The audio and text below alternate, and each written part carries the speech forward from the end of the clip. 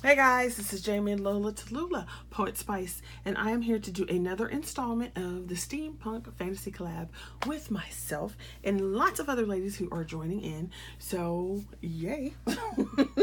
You always gotta love it. You always gotta love it, right? So this whole thing is about using your items to create steampunk items, whatever it is that you want to create. 3D, single D, whatever. And, get into the groove of steampunk. Okay? So let me go ahead and show you some of the supplies that I used. I'm going to start with this. So I actually used this flower die from the box number 3 of the Crafter's Companion subscription box. By the time you see this, I already have gotten the box. But so here's number 3, and number 4 is on its way as the time of filming. So there's that. I use that flower die there. These stamps, so this deep red one, I love their stamps. Those in indigo blue. I don't know where I got these in a D-stash, and I don't know what the company is, but I use the clock. You've seen this before. This one. This is a Tim Holtz or a 7 Gypsies, this Abundant Beauty thing here. So I use that one, and then this one. So all those were part of this set of projects. So I did that. I used a die. Surprise, surprise. I used this. The Weird West Saloon Girls from Tattered Lace. Of course I did. You know I did. Let me go to Tonic. I am in love with these Tonic boxes. So I used this square lid and base. And I also used the detail on this flower detail this time. And I used this one, which is not the lid, but the side panel. So I used this side panel and the height. So it's a smaller box. Then I also used this one, which is this crocheted lace bag. Okay, so I did those. I also used some China dies and a Doris die that I cannot find just out because I put it up. So let's start with, start with the bag. So here is the bag, and there's supposed to be a little slit there. I didn't cut that in, so I'll just put a little one with an X-Acto knife. So you can see the base of the bag. I cut it in this brownish color. There's that on the back. And this was all Monica's fault when I bought this bag. Monica and Shantae. So I didn't do a whole lot of like extra detail and so forth because I really liked this paper. And this is, oh gosh, a Recollections paper too. It's Steampunk Botanicals or Botanical Steampunk, something like that. So I had a piece of this and I just cut it for the side. You can see the decorations there. I don't know. Can you see the extra detail they have in there? So you could do this a couple ways. You could leave it so you can open it at the top and put stuff in it. And it's a pretty decent size. Let me see.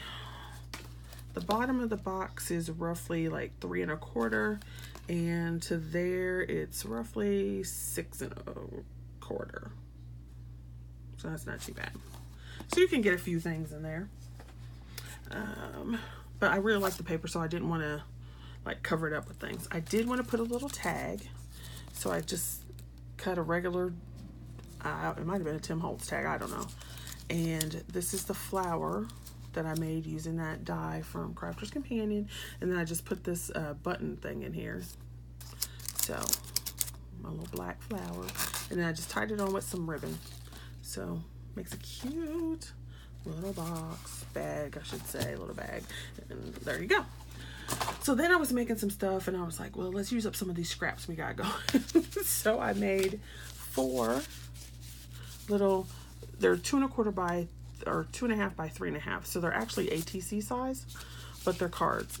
So that's another way you can use up some scraps, is to create ATC cards and ATC cards. And then you can just write a little note and send it. I used some scraps of that paper from the box. And then on the inside, I had another stamp with this. It's the shoes. There was shoes with gears and stuff. So that's all I did for these. And you could obviously decorate them more or whatever, but for quick little notes. I don't know about anyone else, but sometimes when you send a package, you just want to say, hi, thinking of you, here you go. So you don't need a big old 6x6 card to do that. So those are they. I did this tag, so I cut it out. Actually, I can't remember if I cut it out or if it was cut out before, but it was just laying in my stash. Here's that Doris clock die. And so what I did for this was I cut it 3 times, layered it up, put a brad there so it would swing, and then I was just using up scraps for the background, and then it says the whole Journey and Soul tag. So you could use it as a tag, you could use it as a card, put it in there. Now I was hoping it would fit in the box, but it's too big. The next thing I made was a regular typical card, so you can see that sentiment stamped on that blue paper. This is from the Tattered Time, this back piece here. This is a card base from Hobby Lobby. And then I went around and stamped some more gears on it, as well as those corners that were on there from that set that I told you didn't have I didn't know where the company was. And then I did the same thing, used another piece and put that on here. And then to bring in the blue, I put on the gears that I had cut out. Right. So all of these go with that. The last thing I created was the box. Actually, I created the box first and everything else, but the last thing I'm going to show you is the box. So here's the box. It's a smaller one. Okay. You really want to make these out of heavier paper, and this one isn't quite as heavy, but it's okay. I use those Weird West Steampunk girls, colored them up with my Spectrum Noirs, and this is another thing you can do. If you remember, that die is actually a very big die, and it shows the entire body. You can just use, like what I did was just use a piece of paper here. So I didn't cut the whole thing out because it'd be wasting, you know, that's a good 2 inches of paper. So just cut out the piece, just put the paper where you want it, tape it down, cut that out. And I did the same thing with her. This time I didn't layer her, I just colored her up. In the background, so I'll turn the other one, you can see where I cut that detailed panel out and stuck it on top. Now the good thing about these too is you could take this detail and cut it into it, so you could actually see into the box. And then put some acetate behind it or something like that. So here's the other one. And both of them I cut on a patterned paper and then colored up their outfits. On the top is that, there you go. On the top is that detail from the square box. Okay, so those are the items I made this time. Thanks for watching, and definitely if you want to do a video response, go ahead and do that. Just label it with the title in VR, and we shall see you later. Don't forget to go check out the other ladies. Thanks for watching. Bye.